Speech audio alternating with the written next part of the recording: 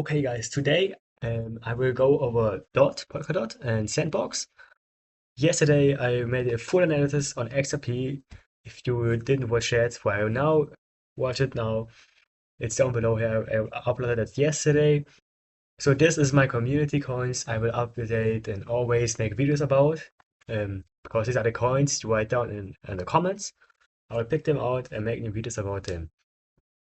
So today I will present you Dot and Sandbox, my analysis on them. So let's start with Polkadot. So if we go on to the higher time frames, we have this macro count where we have in blue the wave 1 or a wave A, which is pretty nicely countable. So you can count here a nice 1, 2, 3, 4, 5, also in the lower time frames. I checked that. Then you need to count here somewhat of a flat. And because of this sideways price action, there will probably be somewhat of an WXY or something like that. So there is still a possibility that this move is still part of the corrective structure, but I will go over that on the lower time frames. So right now, the only option to put here wave 2 is by either putting it this low or at a low right now. Also, that's what I'm going to show you on the lower time frames. So in this scenario where we have here wave 1 or a wave A, the minimum target is taking out this high of the wave A or /1. So if we then go on to the daily time frame to look at what we are seeing here, I have a couple of scenarios to do. So if we take a look at our main count right now, we have this impulse to the upside. So in this case, your wave blue into would have ended at this low, where we would then be able to count at 1, 2, 3, 4, 5 to the upside. It's a pretty good count. The only issue I have here is this wave 2 in yellow, because you would have to have some kind of either a running flat or a complex WXY, because you cannot really count a 1, 2, 1, 2, 3, 4, 5, because then you are missing another 4, 5. So you would have to count this as a wave 2, 3, 4, 5 to the upside, which is possible. This is currently my main count. So if we look at the alternative count I have here, is this where we then would have to put our wave 4 and wave 2 in blue at this low, which I showed you just now on the bigger time frames. In this case, you would have here a wave A/1, 2, 3, 4, 5. So the issue with this count, because I have this on the alternative side, is because of this wave 2 compared to this wave 1. Like, there's a very short wave 1 and a very long wave 2 or B. And it's also traced pretty deep. So if we want to count this structure in, probabilities would actually increase to count this as a wave B. Now the reason I'm still staying bullish on Polkadot is because of this price action. This price action looks pretty much corrective, right? You cannot really count this as a 1 here as a 1, 2, 3, 4, and 5, because your wave 4 would trace way too much to the upside. So we'd have to count it somewhat as maybe an A, B, C, W, X, Y, where we can still go lower. That's what I'm going to show you just right away. So my third count is then the A, B, C to the upside, where you would finish this wave 2 down here, and then have an A, B, C to the upside, where you have in your wave C the 1, 2, 3, 4, 5.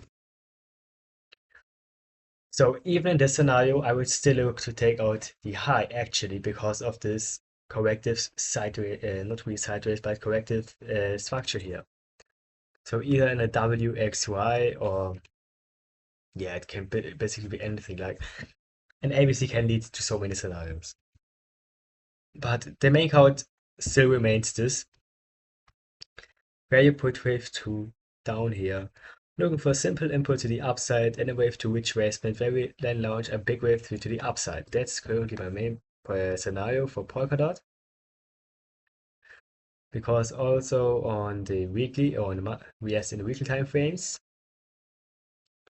we are still looking to take out the highs, the all-time highs. And as I said, even if we count this as a corrective structure, this being an impulse means we need another leg to the upside.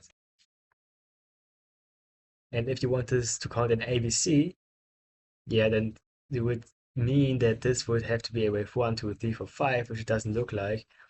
Or this would be an ABC to the upside, being a wave W, X, and a Y. So in either scenario, we are still looking to take out this high. That's the highest probabilities.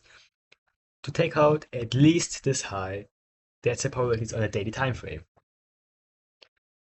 So most attractive right now would be to take out this low once more, to touch the 0.618, to come back inside this range, test a support as we did right now. This would be actually a more attractive thing right now for me to look at. Because below this low, there's still much liquidity sitting. So we could see a liquidity sweep and then start an impulse from here to the upside. That could be a possibility that I'm looking at.